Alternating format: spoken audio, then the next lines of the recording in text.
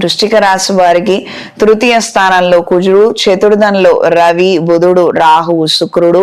మల్టీమీడియాలో ఉన్నవారికి కాలం అనుకూలంగా ఉంటుంది. సోషల్ మీడియాలో ఉన్నవారికి కాలం కలిసి వస్తుంది. వినూత్నమైనటువంటి ఆలోచనలు చేయగలుగుతారు.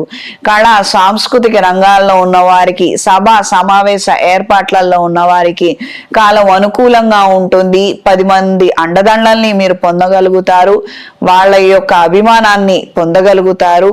కాస్తంత విశేషమైనటువంటి పరపతి, పలుకుబడి కలిగిన వ్యక్తులతో పరిచయాలు ఏర్పడతాయి.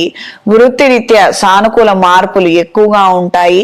క్రితం చేసినటువంటి తప్పులను తిరిగి చేయకుండా తగు జాగ్రత్తలు అవసరం. జీవిత భాగస్వామితో అక్కర్లేనటువంటి వివాదాలు, గొడవలు వీటికి దూరంగా ఉండండి. ఎవరో ఏదో సలహాలు ఇచ్చారు, ఎవరో ఏదో చేస్తున్నారు, అది కూడా మనం ఇంట్లో తెచ్చిపెట్టుకోవాలి, అవన్నీ మనం ప్రయత్నం చేయాలంటే అదంతా అసాధ్యము. అదంతా అసలు అవసరం లేదు. వాటి వలన కొత్త సమస్యలు తెచ్చుకోవడమే. ఇది తెలుసుకొని మెలగండి. ఈ రాశిలో జన్మించిన స్త్రీలకు వృత్తిరీత్యా, వ్యాపార రీత్యా అనుకూలంగా ఉంటుంది.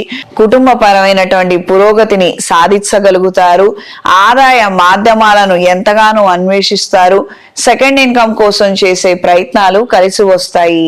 కళా సాంస్కృతిక రంగాల్లో ఉన్న వారికి కాలం అనుకూలంగా ఉంటుంది. మంచి ప్రశంసలను పొందగలుగుతారు. కొన్ని ఆహ్వాన పత్రికలను పొందగలుగుతారు. కొన్ని సందర్భాలలో మీ చేతుల మీదుగా కొన్ని కొత్త కార్యక్రమాలను ప్రారంభించగలుగుతారు.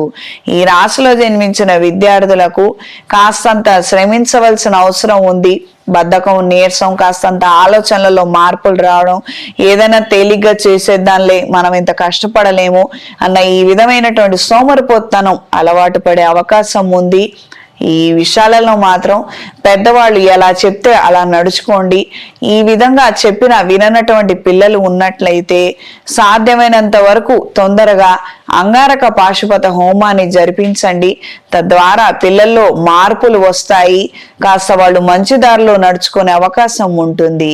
ఈ రాశిలో జన్మించిన వారికి ఈ వారం కలిసొచ్చే రంగు ఆకుపచ్చ, కలిసొచ్చే దిక్కు తూర్పు, కలిసొచ్చే సంఖ్య 9. ప్రతిరోజు సుబ్రహ్మణ్య స్వామి వారి స్తోత్రాన్ని పఠించండి. గొడవలు, చికాకులు ఎక్కువగా ఉన్నట్లయితే దుర్గాదేవి దేవాలయంలో ఆరావళి కుంకుమతో కుంకుమార్చన జరిపించి ఆ కుంకుమ బొట్టుని నుదుటన ధరించండి.